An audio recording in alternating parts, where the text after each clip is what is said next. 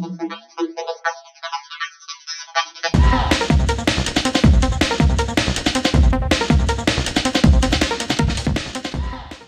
Friends, welcome to Ushni Saldar blog. আশা করি তোমরা সবাই খুব ভালো আছো, আমিও ভালো আছি। তো দেখো, আজকে আমি একটা তোমাদের জন্য নতুন রেসিপি নিয়ে চলে এসেছি। এই যে চিংড়ি মাছগুলো ধুয়ে আমি পরিষ্কার করে কেটে নিয়েছি। এইবারে আমি এতে একটু সামান্য নুন আর হলুদ গুঁড়ো আমি এতে দিয়ে দেব। দেখো, নুন আর হলুদ দিয়ে ভালো করে চিংড়ি মাছগুলো আমি মাখিয়ে নেব। আজকে আমি একটা একদম নতুন রেসিপি করব।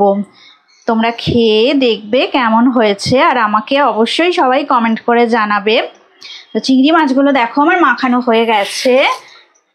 এইবার আমি কড়ার মধ্যে চিংড়ি মাছগুলোকে দিয়ে দেব।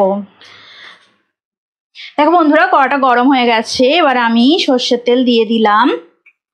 এবারে এই কড়াই চচ্চড়ি হবে। দেখো চিংড়ি মাছের আমি কি কি ভেজিটেবলস দিয়ে করি, তোমরা প্রথম থেকে শেষ পর্যন্ত অবশ্যই দেখবে। সুস্বাদু এই রান্না গরম গরম ধোয়া ওঠা ভাতের সাথে একদম জমে যাবে।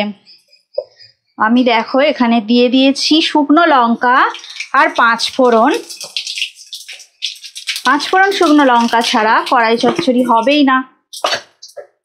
তো এটা রেডি হয়ে গেল। দেখো এটা তেলটা গরম হয়ে গেছে আর শুকনো লঙ্কা 5 ফোড়নটাও গরম হয়ে গেছে। এইবার আমি টুকরো করে রাখা ঝিঙেগুলোকে দেব এবং এগুলোকে ভালো করে ভেজে নেব। আর তার সাথে আমি এইভাবে টুকরো করে রাখা ঢেঁড়সগুলোকেও দিয়ে দিলাম।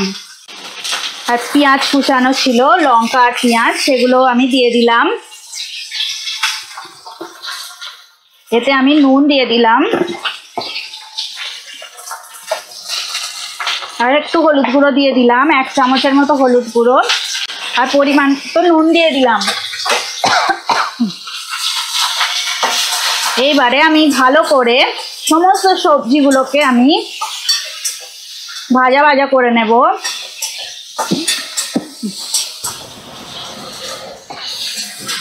পাঁচ মিনিটের মতো এটা একটু ভাজা ভাজা করে নিতে হবে।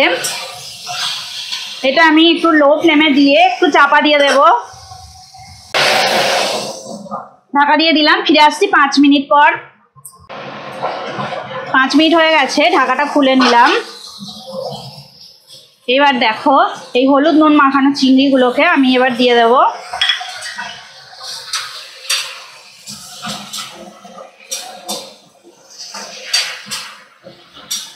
সব সবজি আর চিংড়ি মাছগুলো এবার ভালো করে ভাজা ভাজা করে নেব।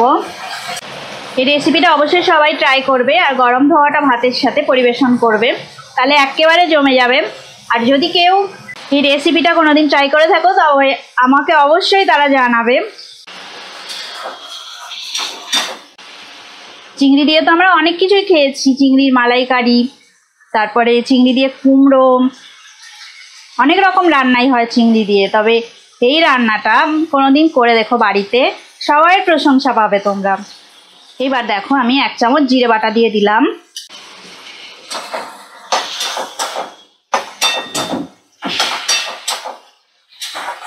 জিরে বাটাটা ভালো করে সমস্ত সবজি আর চিংড়ির সাথে আমি মিশিয়ে নেব। এবার আমি 1/2 কাপ জল দিয়ে দেব। একটু ভালো করে নাড়াচাড়া করে নেব।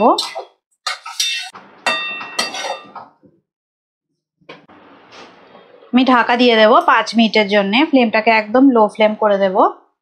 ফিরে আসছি 5 মিনিট পর।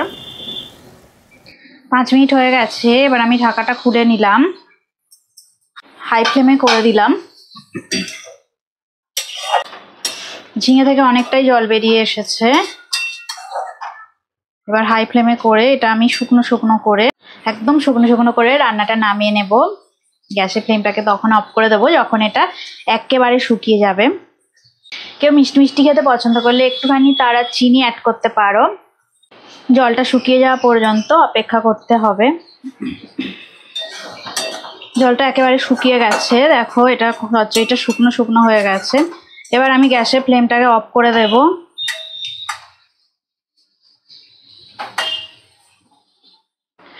ভেন্ডি ঝিঙে কড়াই চিংড়ি তোমাদের যদি রেসিপিটা ভালো লেগে থাকে অবশ্যই লাইক দেবে, শেয়ার করবে আর আমার পাশে সবসময় থাকবে।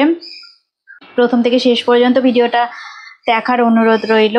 আর যারা এতক্ষণ ধরে দেখছো তাদেরকে অসংখ্য ধন্যবাদ। তোমরা আমার পাশে থাকলে আমি তোমাদেরকে আরো নতুন নতুন রেসিপি উপহার দিতে পারবো। আজকের মতো টাটা।